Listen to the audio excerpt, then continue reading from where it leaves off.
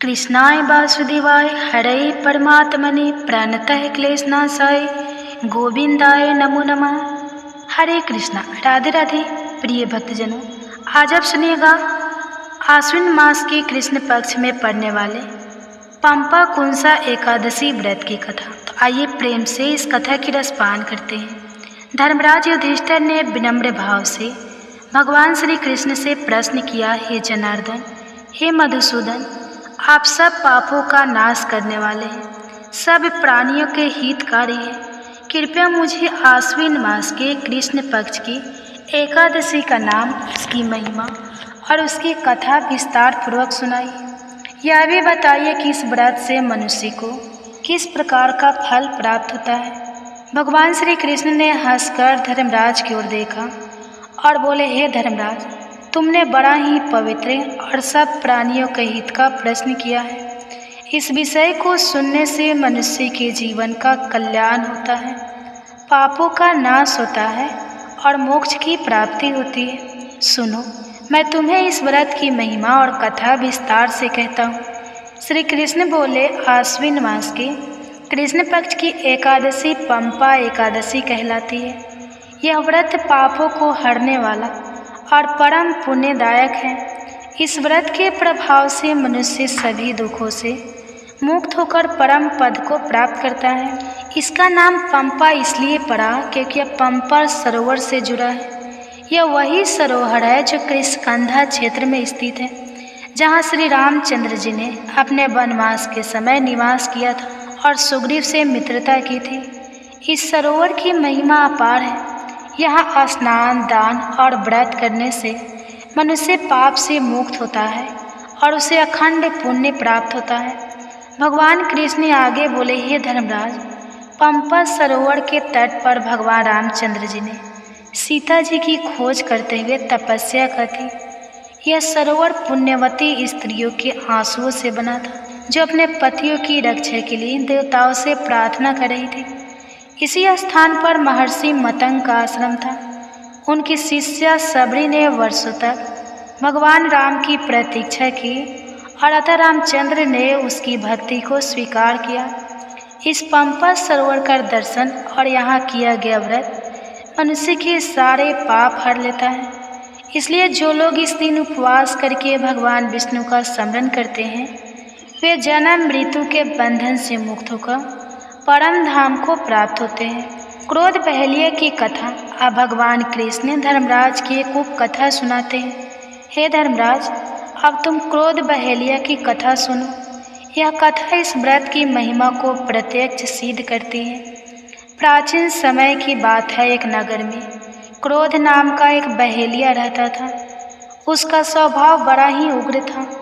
वह पशुओं और पक्षियों का वध करके अपनी जीविका चलाता था। हिंसा ही उसका धर्म था। उसके भीतर दया का अभाव था। लेकिन एक बार संयोग से वह एकादशी के दिन शिकार के लिए जंगल में निकला। बहुत देर तक शिकार हाथ नहीं लगा। भूख और प्यास से व्याकुल होकर वह एक वृक्ष के नीचे बैठ गया। संयोग से उस दिन पंपा एकादशी था। वह बहेलिया बिना जाने उपवास की स्थिति में रहा। रात में जब उसने कोई भोजन नहीं पाया तो वह उपवास ही रहा। प्रातः काल जब सूर्य उदय हुआ तो उसने पास के जलाशय में स्नान किया। स्नान करके उसने एक पीपल के वृक्ष की छाया में विश्राम किया। वहाँ साधुओं का समूह भगवान विष्णु का भजन कर रहा था। क्रोध बहेलिया भी उनकी ध्वनि सुनता रहा। उनका मन विचलित हुआ। अज्ञानवश किए गए इस उपवास और भगवान का स्मरण करने से उसके पाप धीरे धीरे नष्ट होने लगे। कुछ दिनों बाद जब उसकी मृत्यु हुई तो यमदूत उसे पकड़ने आए। लेकिन तभी विष्णु दूत प्रकट हुए और बोले, यह पंपा एकादशी का व्रत अनजाने में कर चुका है, अतः इसे स्वर्ग में ले जाया जाए। इस प्रकार हिंसा में लिप्त बहेलिया भी पंपा एकादशी का प्रभाव पाकर मुक्त हो गया। तो सोचो, जो भक्त श्रद्धापूर्वक इस व्रत को करता है उसका कल्याण निश्चित ही होता है।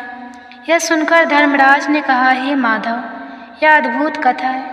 यदि अनजाने में किए गए व्रत से बहेलिया भी मुक्त हो गया तो जो मनुष्य श्रद्धापूर्वक उपवास करता है वह तो निश्चित ही परम पद को प्राप्त करता होगा।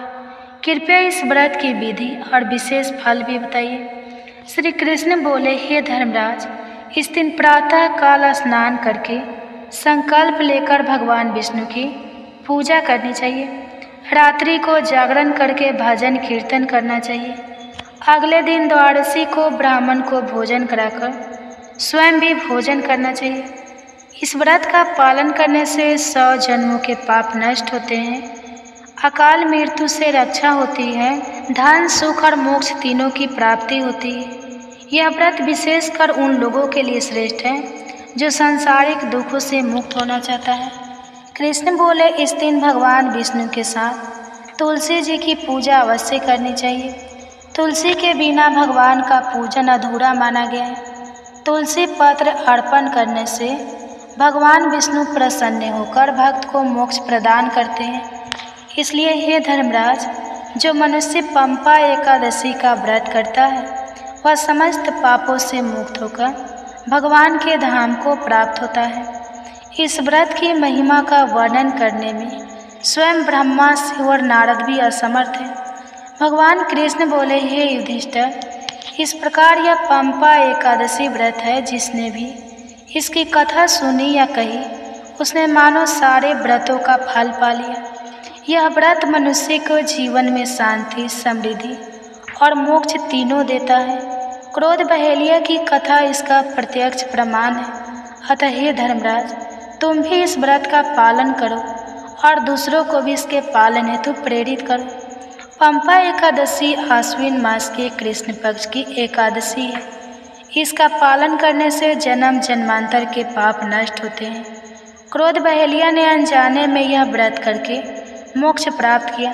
श्राद्ध से किया गया व्रत मोक्ष और भागवत प्रसाद दोनों देता है।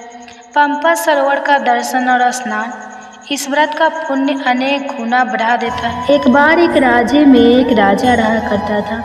राजा बहुत ही बुद्धिमान और बलशाली था। राजा सदा ही अपनी प्रजा का बहुत अच्छे से ध्यान रखता था। प्रजा भी राजा को बहुत पसंद करती थी। राजा की 2 बेटियां थीं। राजा अपनी दोनों बेटियों से बहुत प्रेम करता था।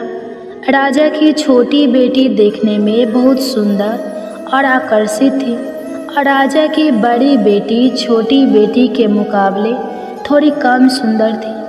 राजा की छोटी बेटी माता की पूजा किया करती थी और सभी लोग राजा की छोटी बेटी से बहुत प्रेम करते थे और बहुत प्रशंसा किया करते थे।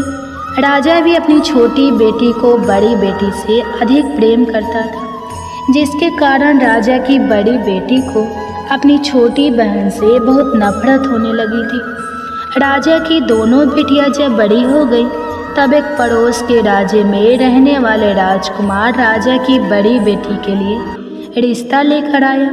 लेकिन जैसे ही उस राजकुमार की नज़रें राजा की छोटी बेटी पर पड़ी तो वह राजकुमार राजा की छोटी बेटी पर आकर्षित हो गया और छोटी बेटी से पहली नज़र में प्रेम करने लगा। उस राजकुमार ने राजा की बड़ी बेटी के साथ विवाह करने से मना कर दिया और उसने राजा से कहा कि मैं आपकी छोटी बेटी से विवाह करना चाहता हूँ। यह सब देखकर राजा की बड़ी बेटी अपनी छोटी बहन से बहुत क्रोधित हो गई और राजा की बड़ी बेटी ने अपनी छोटी बहन को अपना सबसे बड़ा दुश्मन मान लिया। राजा की बड़ी बेटी ने अपनी छोटी बहन से बदला लेने का निर्णय किया। राजा की बड़ी बेटी ने अपनी छोटी बहन को जान से मारने का उपाय सोचा। राजा की बड़ी बेटी ने अपनी छोटी बहन को मारने के लिए सबसे पहले एक लड्डू में जहर मिलाकर अपनी छोटी बहन को दे दिया और उसको लड्डू खाने के लिए कहा। लेकिन लड्डू खाने के बाद भी छोटी बहन को कुछ भी नहीं हुआ। बड़ी बहन यह देखकर बहुत आश्चर्यचकित हो गई, लेकिन बड़ी बहन ने हार नहीं मानी। जब उसकी छोटी बहन रात में कमरे में सो रही थी तब उसने एक मटके में सांप रखकर उसके कमरे में छोड़ दिया, लेकिन सांप भी छोटी बहन का कुछ नहीं कर पाया। जिसके बाद बड़ी बहन ने अपनी छोटी बहन से कहा कि चलो हम लोग कुएं में से पानी भर कर लाते हैं। जिसके लिए वह अपनी छोटी बहन को पानी भरने के बहाने कुएं के पास ले गई और उसने अपनी छोटी बहन को कुएं में धक्का दे दिया। लेकिन छोटी बहन को तब भी कुछ नहीं हुआ, क्योंकि हर बार ग्यारस माता उसकी रक्षा कर रही थी। और उधर बड़ी बहन अपने सारे प्रयास के बाद भी असफल हो रही थी, जिससे वह बहुत क्रोधित हो गई। और फिर उसने अपनी छोटी बहन के पास जाकर उसे प्रश्न किया कि मेरी छोटी बहन, क्या तुमको पता है कि भगवान ने सबको मृत्यु एक निश्चित समय पर लिखी हुई है, और कैसे तुम्हारी या मेरी मृत्यु होगी, क्या यह तुम जानती हो? तब छोटी बहन ने अपनी बड़ी बहन को बताया कि हाँ दीदी, मैं तो जानती हूँ मेरी मृत्यु कैसे होगी। छोटी बहन से यह सब बातें सुनकर बड़ी बहन मन ही मन बहुत प्रसन्न होने लगी और उसने अपनी छोटी बहन से कहा कि तो तुम मुझे अपनी मृत्यु का राज बताओ। तब छोटी बहन ने अपनी बड़ी बहन से कहा कि मेरी मृत्यु तो एक तोते में है, जो तोते के गले में एक हार है, उससे मेरी मृत्यु होगी। जब तक कोई भी व्यक्ति तोते को मारकर उस हार को अपने गले में पहनेगा तो मैं मूर्छित हो जाऊंगी, और जैसे ही उस हार को अपने गले से उतारे तो मैं वापस जीवित हो जाऊंगी। अपनी छोटी बहन की मृत्यु का राज जानकर बड़ी बहन बहुत खुश हुई और उसने अपनी छोटी बहन को मारने के लिए उसके पालतू तोते को ढूंढना शुरू कर दिया। और छोटी बहन को इस बात का आभास हो गया था कि कोई उसकी जान लेना चाहता है, जिसके लिए वह अपने पिताजी के पास गई और उसने अपने पिताजी से कहा कि पिताजी, मेरी मृत्यु के बाद आप मुझे मत जलाइएगा, आप मुझे अपनी पुरानी वाली हवेली में एक पलंग में लेटाकर छोड़ दीजिएगा। अपनी छोटी लड़की की यह बातें सुनकर राजा बहुत आश्चर्यचकित हो गया। राजा ने अपनी छोटी बेटी से पूछा कि बेटी, तुम यह क्या कह रही हो? तब राजा की छोटी बेटी ने बताया कि पिताजी, समय किसी के लिए नहीं रुकता है, क्या कब किसको हो जाए इसका किसी को कुछ नहीं पता। फिर राजा ने अपनी छोटी बेटी से कहा कि तुम ऐसी बातें क्यों करती हो? 2-3 दिन के बाद तो तुम्हारा विवाह है। लेकिन छोटी बेटी ने अपने पिताजी को ऐसा करने पर मजबूर कर दिया और उनसे वचन ले लिया। राजा ने भी अपनी छोटी बेटी की बात स्वीकार कर ली और 2-3 दिनों के बाद जब शादी का समय आया तब राजकुमार बारात लेकर राजा के घर आया और राजकुमार और राजा की छोटी बेटी का विवाह शुरू हो गया। जैसे ही राजा की छोटी बेटी राजकुमार के साथ फेरे लेना शुरू हुई तो उसकी बड़ी बहन अपनी छोटी बहन के कमरे में जाकर उसके तोते को पकड़ लेती है और उसको जान से मार देती है। तोते के गले में जो हार था उसको अपने गले में धारण कर लेती है और जैसे ही बड़ी बहन उस हार को अपने गले में धारण करती है तो उधर छोटी बहन 3.5 फेरे ले पाती है और वहीं पर बेहोश होकर गिर जाती है। जिसके बाद राजा ने बड़े बड़े दार्द हकीमों को बुलाया और अपनी छोटी बेटी का इलाज करने के लिए कहा। राजा की बात सुनकर जब वैद्य ने छोटी बेटी को देखा तो राजा को बताया कि आपकी छोटी बेटी ना तो जीवित है और ना मरी हुई है। ऐसा मैं पहली बार देख रहा हूँ। राजा ने वैद्य और हाकिम को यह बात बाहर बताने से मना कर दिया और उनको कहा कि अगर तुमने यह बात किसी को बाहर बताई तो हम तुमको फांसी दे देंगे। अपनी छोटी बेटी को पुराने महल में जाकर एक पलंग में लेटा दिया और वहाँ पर कुछ सैनिकों को तैनात कर दिया। इसके बाद राजा वापस अपने महल पर आ गया। राजा की बड़ी बेटी अपने पिताजी के पास आई और कहने लगी कि पिताजी, अगर यह शादी संपन्न नहीं हुई तो आपकी इज्जत का क्या होगा? आप कहे तो मैं आपकी इज्जत बचाने के लिए राजकुमार से शादी करने के लिए तैयार हूँ। जिसके बाद राजा ने अपनी बड़ी बेटी की बात मान ली और राजा ने बड़ी बेटी को छोटी बेटी के कपड़े पहनाकर मंडप में भेज दिया। लेकिन राजकुमार यह जान गया कि यह राजा की छोटी बेटी नहीं है, बल्कि राजा की बड़ी बेटी है। लेकिन जब राजकुमार ने शादी करने से मना किया तो सभी लोगों ने राजकुमार को विवश करके राजा की बड़ी बेटी से बचे हुए फेरों को संपन्न करा दिया और विवाह संपन्न हुआ। जिसके बाद राजकुमार राजा की बड़ी बेटी को अपने महल में ले गया। विवाह होने के बाद राजकुमार उससे ना तो बात करता था, ना उसे पसंद करता था और ना ही उसके आसपास भटकता था। और राजकुमार ने यह फैसला लिया था कि वह अपनी प्रेमिका को ढूंढ कर रहेगा और यह जान कर रहेगा कि उसके साथ क्या हुआ है। एक दिन राजकुमार अपने घोड़े पर सवार होकर राजा के पुराने महल के पास पहुंचा, जहां पर उसने कुछ सैनिकों को देखा। महल के पास पहुंचकर राजकुमार ने जब महल को ध्यान से देखा तो वह समझ गया कि यह तो हमारे ससुर जी का महल है। तब राजकुमार ने सैनिकों से पूछा कि तुम लोग यहाँ क्या कर रहे हो और इस महल के अंदर उस पलंग में कौन लेटा है। जिसके बाद सैनिकों ने बताया कि यहाँ पर राजा की छोटी बेटी लेटी है। यह सुनकर राजकुमार बहुत प्रसन्न हो गया और वह तुरंत अपनी प्रेमिका के पास पहुँच गया और उसकी सेवा करने लगा। जैसे ही रात हुई तो राजा की छोटी बेटी उठकर खड़ी हो गई। राजकुमार यह देखकर बहुत खुश हो गया और उसने अपनी प्रेमिका से पूछा कि तुम यहाँ क्या कर रही हो, तुम मेरे साथ चलो, घर चलो। राजा की छोटी बेटी ने राजकुमार को सारी बातें बता दी कि मेरी जान एक तोते में बसती थी और मैंने यह बात सिर्फ अपनी बड़ी बहन को बताई थी और मुझे पता है कि उसने ही मुझे मारने का प्रयास किया है। उसके पास एक हार है जिसको वह सुबह पहन लेती है और रात को उतार देती है। जब तक वह हार को पहन कर रखती है तब तक मैं मूर्छित रहती हूँ और जैसे ही वह हार को उतार देती है तो मैं जीवित हो जाती हूँ। और जब तक मेरी बड़ी बहन के पास वह हार रहेगा तब तक मैं ऐसे ही जीवित और मूर्छित होती रहूँगी।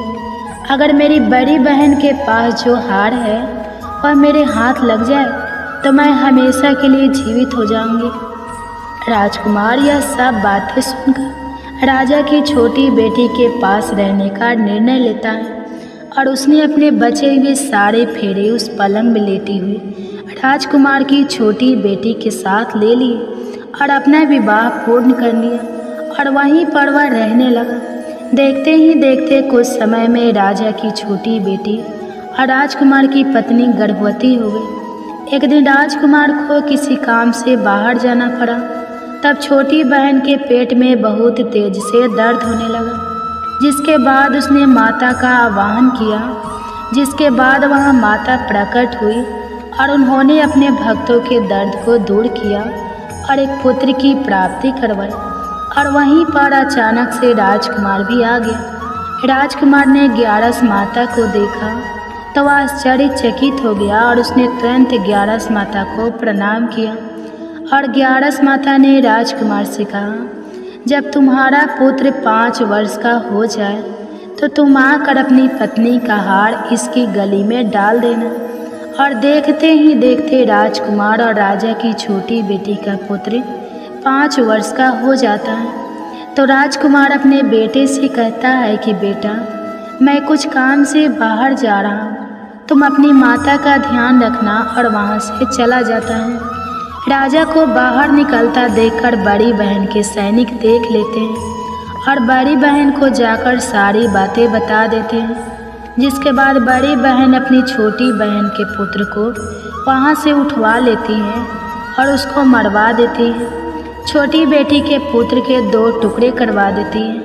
पहला टुकड़ा चक्के के पास छुपा देती हैं और दूसरा टुकड़ा अपने पलंग के नीचे रख लेती है।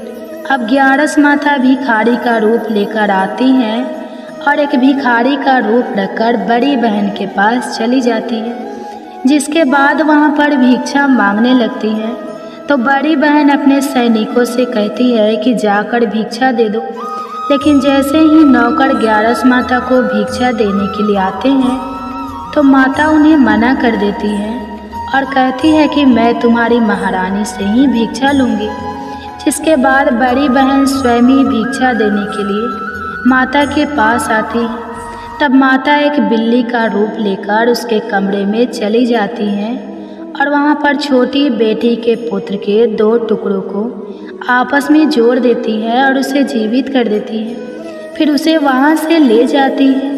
राजकुमार अपने बेटे को लेकर अपनी पत्नी के पास आ जाता है और उसे कहता है कि तुम इसका ध्यान रखना। अगर तुम इस बच्चे का अच्छे से ध्यान रखोगी तो मैं तुमसे बात करूँगा। एक दिन राजकुमार अपने बच्चे से कहता है कि तुम मम्मी से उनके गले का हार मांग लो। तो अपने पिता की बात मानकर राजकुमार का लड़का अपनी मम्मी के पास जाता है और कहता है कि मम्मी मुझे तुम्हारा हार चाहिए। यह सुनकर पहले तो बड़ी बहन बहुत क्रोधित होती है, पर उसको याद आता है कि राजकुमार ने कहा था कि अगर मैं इस बच्चे का ध्यान अच्छे से रखूंगी तो वह मुझसे बात करेंगे, जिसके कारण वह हार उस बच्चे को दे देती है और वह तुरंत हार को ले जाकर अपने पिताजी को दे देता है। और तभी राजकुमार अपने बेटे को लेकर वहाँ से जाने लगता है और अपनी पत्नी से कहता है कि तुम हमारे लिए खाना बनाकर रखना, मैं शाम को आकर तुम्हारे साथ खाना खाऊंगा। और वह अपने बेटे को लेकर वहाँ से चला जाता है, जिसके बाद वह राजा के पास जाता है और उनको सारी बातें बता देता है। राजा अपनी बड़ी बेटी की यह करतूत सुनकर बहुत क्रोधित होते हैं और अपनी परवरिश पर ही दोष देने लगते हैं। राजकुमार को अपनी छोटी बेटी के साथ रहने के लिए आदेश दे देते हैं। इस प्रकार 11 माता की कृपा से राजकुमार और राजा की छोटी बेटी सुखपूर्वक रहने लगी। प्रेम से बोलिए एकादशी माता की जय। प्रेम से बोलिए माता लक्ष्मी और भगवान विष्णु की जय, माता पार्वती और भगवान शंकर की जय। कथा के बाद अब आप आरती श्रवण कीजिए। ओम जय एकादशी माता मैया, जय एकादशी माता, विष्णु पूजा व्रत को धारण कर, विष्णु पूजा व्रत को धारण कर, शक्ति मुक्ति पाता।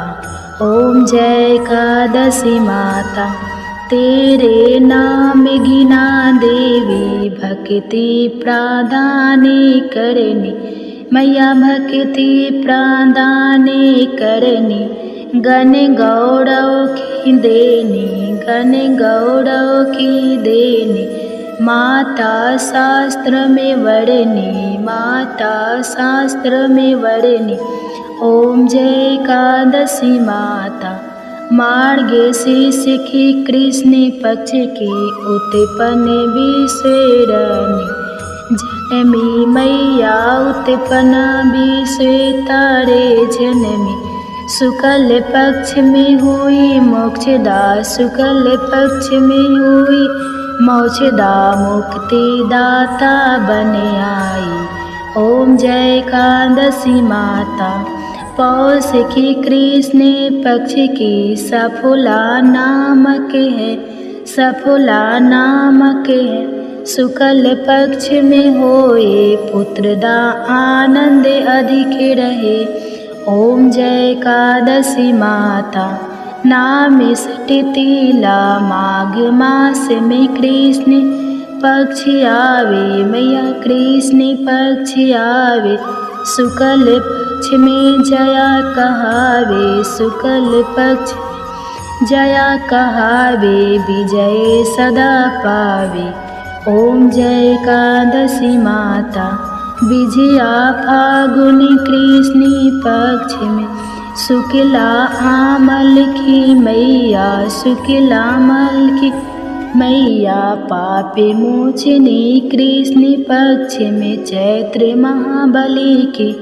ओम जय एकादशी माता, चैत शुक्ल में नामे कमदा, धन देने वाली मैया, धन देने वाली मैया, नाम बरुथिनी कृष्ण पक्ष में, नाम बरुथिनी कृष्ण पक्ष में, बैसाखी माह वाली। ओम जय एकादशी माता, शुक्ल पक्ष में हुई मोहिनी, अक्षय कृष्ण पक्ष राना में, निर्जला सब सुख करने, नाम निर्जला सब सुख करने, शुक्ल पक्ष रखी ओम जय एकादशी माता। योगिनी नाम आषाढ़ में जानो, कृष्ण पक्ष करनी देवसैनी नाम कहाओ, शुक्ल पक्ष धरनी ओम जय एकादशी माता। कामिका श्रावण मास में आवे, कृष्ण पक्ष कहिए श्रावण शुक्ला होए, पवित्र आनंद से रहिए ओम जय एकादशी माता। आजा भाद्रपद कृष्ण पक्ष के परिवर्तन शुक्ला इंद्रा, आश्विनी कृष्ण पक्ष में इंद्र, आश्विनी कृष्ण पक्ष में भव सागर निकला ओम जय एकादशी माता। पापे कुंसा शुक्ल पक्ष में आपे हरण हारी, रामा माँ कार्तिक में आवे सुखदायक भारी ओम जय एकादशी माता। देवोत्थिनी शुक्ल पक्ष की दुख ना सके, मैया दुख ना सके, मैया पावन मास में करूँ विनती, पावन मास में करूँ विनती, पार करो नैया ओम जय एकादशी माता। परमा कृष्ण पक्ष में होती, जन मंगल करनी मैया, जन मंगल करनी मैया। शुक्ल मास में होए पगिनी, शुक्ल मास में होए पगिनी, दुख दरिद्र ओम जय एकादशी माता। जो कोई आरती एकादशी की भक्ति सहित गावे, मैया भक्ति सहित गावे, जन गुरु देता स्वर्ग का वासा, जन गुरु देता स्वर्ग का वासा, निश्चय वह पावे ओम जय एकादशी माता, ओम जय एकादशी माता, ओम जय एकादशी माता। प्रेम से बोलिए एकादशी माता की जय, प्रेम से बोलिए लक्ष्मी नारायण भगवान जी की जय। आशा करती हूँ आप सभी का पुत्रदा एकादशी का व्रत सफल हो और भगवान श्री लक्ष्मी नारायण जी की कृपा आप और आपके पूरे परिवार पर सदा बनी रहे। आपको यह कथा पसंद आई हो तो वीडियो को लाइक करिएगा, शेयर करिएगा, कमेंट्स में भगवान श्री विष्णु जी और माता लक्ष्मी जी की जय लिखिएगा और चैनल को सब्सक्राइब कीजिएगा। जय श्री राधे राधे कृष्णा। प्रिय श्रोताओं, एकादशी के दिन एकादशी व्रत कथा के साथ ही ग्यारस माता की कथा की भी अवश्य ही सुननी चाहिए। इससे व्रत का पूर्ण फल प्राप्त होता है। तो आइए सुनते हैं ग्यारस माता की कथा। एकादशी भगवान श्री हरि विष्णु की साक्षात शक्ति है, जिस शक्ति ने उस असुर का वध किया जिससे भगवान भी जीत पाने में असमर्थ थे। उस शक्ति के आगे भला मनुष्य के पाप रूपी असुर कैसे टिक सकते हैं। जिस शक्ति ने देवताओं के कष्ट को हरकर उन्हें सुख दिया, वह प्राणी मात्र को क्या नहीं दे सकती। सुख, समृद्धि, शांति और मोक्ष समस्त सुख सहज ही प्राप्त हो जाते हैं। हे प्रिय भक्तों, ग्यारस माता की भक्ति में इतनी शक्ति है कि जिसके प्रभाव से मनुष्य को सहज ही सभी प्रकार के सुख प्राप्त होते हैं और अंत समय में मोक्ष की प्राप्ति होती है। ग्यारस माता की कथा के अनुसार सतयुग में एक महाभयंकर दैत्य हुआ करता था। उस दैत्य का नाम था मूढ़। उस दैत्य ने इंद्र आदि सभी देवताओं पर विजय प्राप्त करके उन्हें उनके पद से हटा दिया था। तब इंद्र आदि देवताओं ने भगवान शंकर से प्रार्थना की कि हे भोलेनाथ, हम सभी देवता मूढ़ दैत्य के अत्याचारों से दुखी होकर मृत्यु लोक में अपना जीवन व्यतीत कर रहे हैं। राक्षस के भय से हम बहुत दुख और कष्ट भोग रहे हैं। मैं स्वयं बहुत दुखी और भयभीत हूँ। अन्य देवताओं की तो बात ही क्या करें। इसलिए हे कैलाशपति, कृपा करके आप मूढ़ दैत्य के अत्याचार से बचाने का कोई उपाय बताइए। हे प्रिय भक्तों, देवराज इंद्र की प्रार्थना सुनकर भगवान शंकर ने कहा, हे देवेंद्र, आप भगवान श्री हरि विष्णु की शरण में जाइए। मधु कैटभ का संहार करने वाले भगवान श्री हरि विष्णु देवताओं को अवश्य ही इस भय से मुक्त करेंगे। भगवान शंकर के आदेश के अनुसार इंद्र तथा अन्य सभी देवता शेर सागर गए, जहाँ पर भगवान श्री हरि विष्णु शेष शैया पर विराजमान थे। इंद्र सहित सभी देवताओं ने भगवान श्री हरि विष्णु को देखा और उनके सामने उपस्थित होकर उनकी स्तुति करने लगे। देवता कहने लगे, हे तीनों लोकों के स्वामी, आप स्तुति करने योग्य हैं। हम सभी देवताओं का आपको कोटि कोटि प्रणाम है। हे दैत्यों के सहारा, हम आपकी शरण में हैं, आप हमारी रक्षा करें। हे त्रिलोकपति, हम सभी देवता दैत्यों के अत्याचार से भयभीत होकर आपकी शरण में आए हैं। इस समय दैत्यों ने हमें स्वर्ग से निकाल दिया है और हम सभी देवता बड़ी ही दयनीय स्थिति में मृत्यु लोक में घूम रहे हैं। अब आप ही हमारे रक्षक हैं, हमारी रक्षा करें। हे जगन्नाथ, आप हमारी रक्षा करें। देवताओं की करुण पुकार सुनकर भगवान श्री हरि विष्णु बोले, हे देवगो, कौन सा दैत्य है जिसने देवताओं को जीत लिया है? आप सभी देवक किसके भय से पृथ्वी लोक में भटक रहे हैं? क्या वह दैत्य इतना बलवान है जिसने इंद्र सहित सभी देवताओं को जीत लिया है? तुम निर्भय होकर मुझे सब हाल बताओ। भगवान श्री हरि विष्णु के स्नेहमय वचनों को सुनकर देवेंद्र ने कहा, हे प्रभु, प्राचीन काल में ब्रह्मा वंश में उत्पन्न हुआ नारी जंगम नाम का एक असुर था, जिसका मूड नामक एक पुत्र है जो चंद्रवर्ती नामक नगरी में निवास करता है, जिसने अपने बल के मृत्यु लोक और देवलोक को जीत लिया है और सभी देवताओं को देवलोक से निकालकर अपने दैत्य कुल के असुरों को इंद्र, अग्नि, यम, वरुण और चंद्रमा आदि सभी को लोकपाल बना दिया है। वह स्वयं सूर्य बनकर पृथ्वी को तापता है और स्वयं मेघ बनकर जल की वर्षा करता है। इसलिए आप इस बलशाली भयानक असुर का संहार करके देवताओं की रक्षा करें। देवेंद्र के मुख से ऐसे वचन सुनकर भगवान श्री हरि विष्णु बोले, हे देवताओं, मैं आपके शत्रु का शीघ्र ही संहार करूँगा। आप सभी इसी समय मेरे साथ चंद्रवर्ती नगरी चलिए।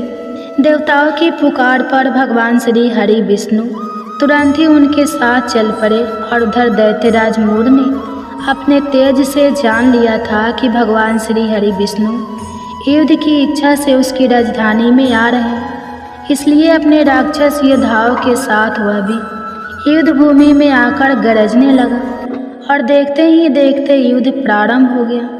युद्ध शुरू होने पर अनगिनत असुर अपने अस्त्र शस्त्रों के धारण करके देवताओं से युद्ध करने लगे, लेकिन देवता तो पहले से ही डरे हुए थे। वह अधिक देर तक राक्षसों का सामना ना कर सके और भाग खड़े हुए। तब भगवान श्री हरि विष्णु स्वयं युद्ध भूमि में आ गए। दैत्य पहले से भी ज़्यादा जोश में भरकर भगवान श्री हरि विष्णु से युद्ध करने लगा।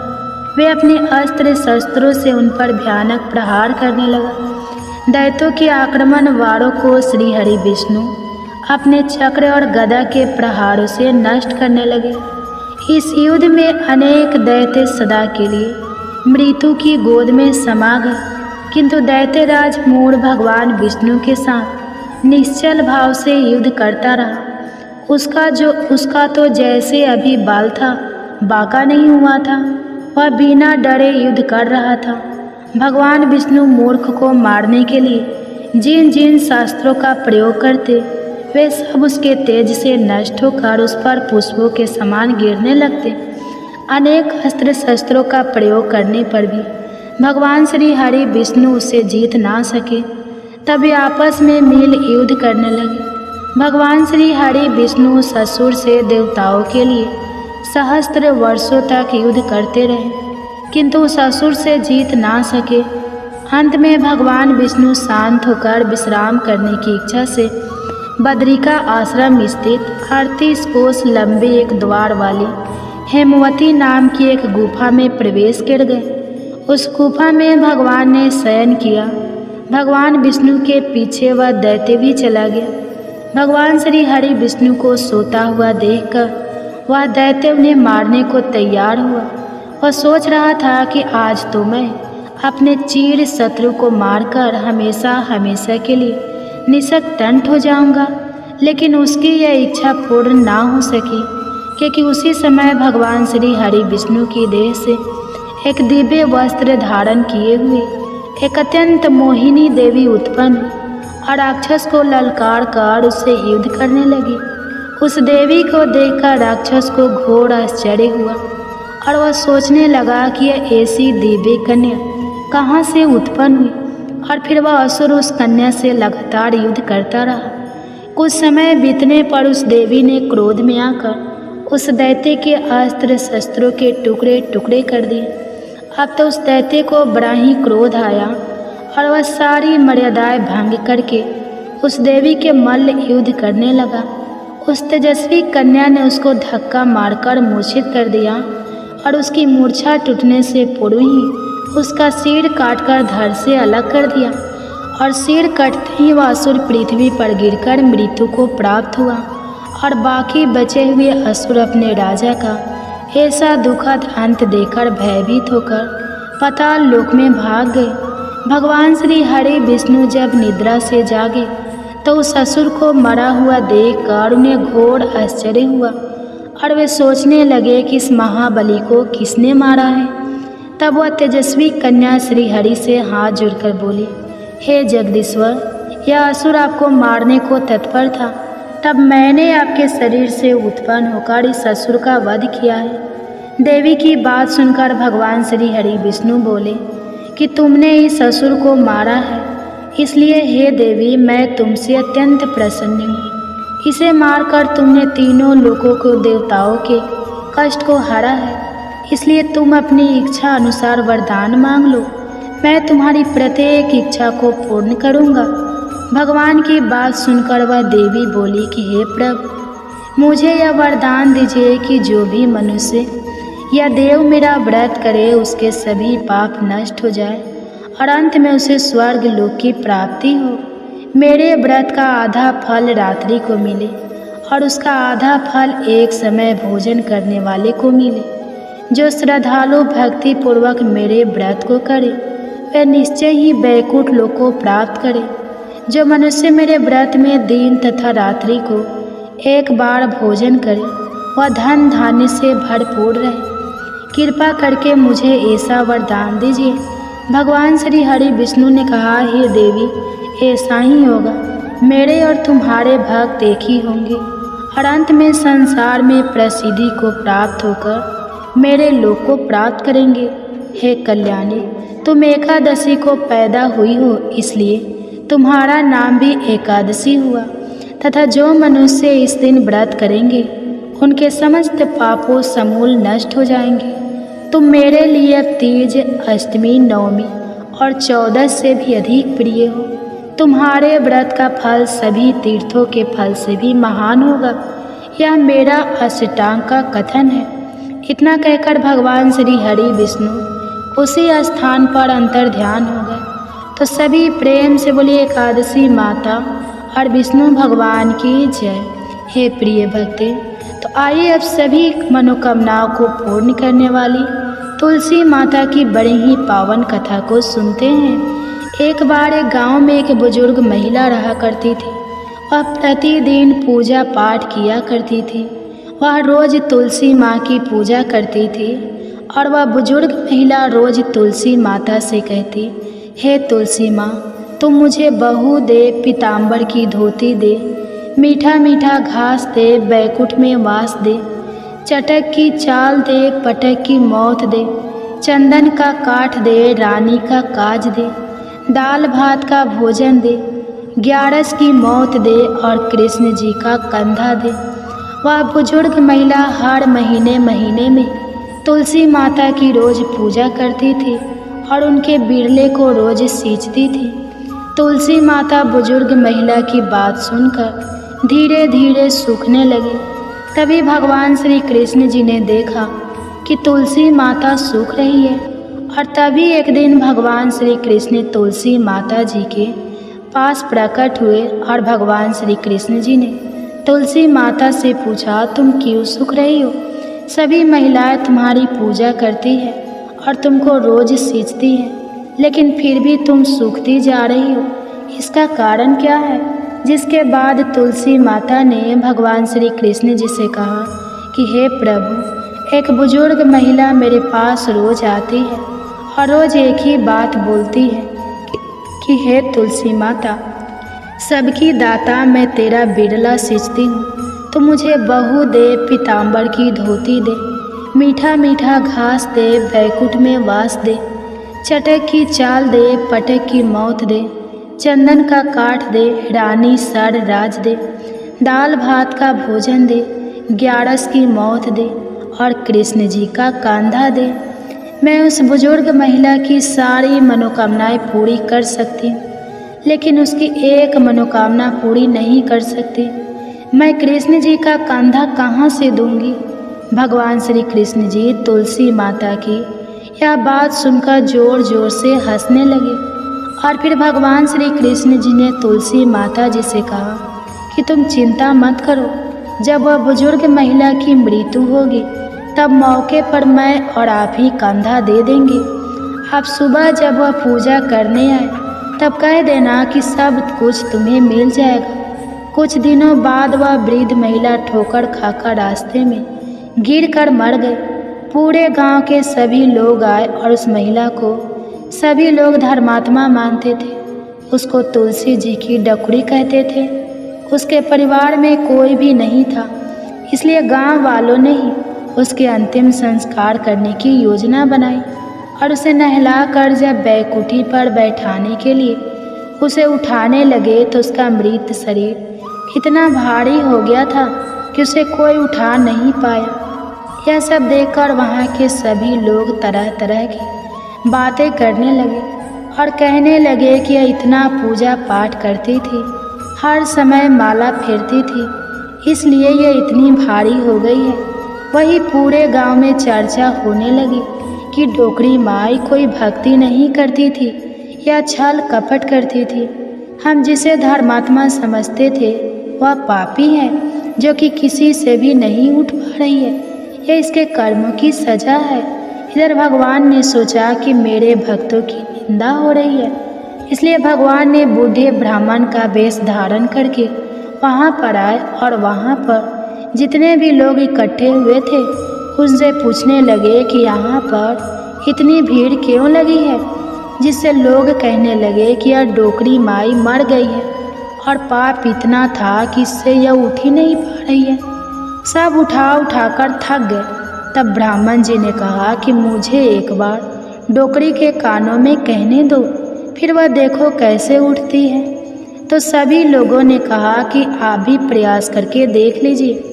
तब भगवान ने उस वृद्ध महिला के कानों में कहा कि हे डोकरी माई, देखो मैं आ गया। और जो भी बुढ़िया माई पूजा करते समय शब्द कहती थी वह शब्द उसके कानों में कहने लगे, तू बिरला सींच मेरा, मैं करूँ निस्तार तेरा। डोकरी माई बहू ले, बेटी ले, पोता ले, लड्डू ले, पीताम्बर की धोती ले, गहना ले, घी का घड़ा ले, मीठा मीठा खीर और पूड़ी ले, दाल भात का भोजन ले, धन दौलत ले, बेटा पोता को काम ले, तुलसी का पत्ता ले, मुंह में गंगा जल ले, 11 माता को दीन ले, श्री कृष्ण जी का कंधा ले। इतना सुनते ही डोकरी हल्की हो गई। भगवान ने बोला, आओ और उसको उठाओ। भगवान ने हाथ लगाया और डोकरी उठ गई। सबको बड़ा ही आश्चर्य हुआ। उसे खूब धूमधाम से ले जाया गया। भगवान उसे अपने कंधे पर ले गए। पूरे गांव में इसकी चर्चा होने लगी, जिससे उसको मुक्ति मिल गई और वह बैकुंठ में चली गई। सभी लोग देखते रह गए। सभी लोगों ने देखा कि शमशान घाट तक तो ब्राह्मण साथी आया था, लेकिन अब वह दिखाई नहीं दे रहा है। इससे लोगों को समझ में आ गया कि वह और कोई नहीं, स्वयं भगवान ही बूढ़े ब्राह्मण के रूप में आए थे। तो बोलिए श्री राधा कृष्ण भगवान की जय। बोलिए श्री तुलसी शालिग्राम जी की जय।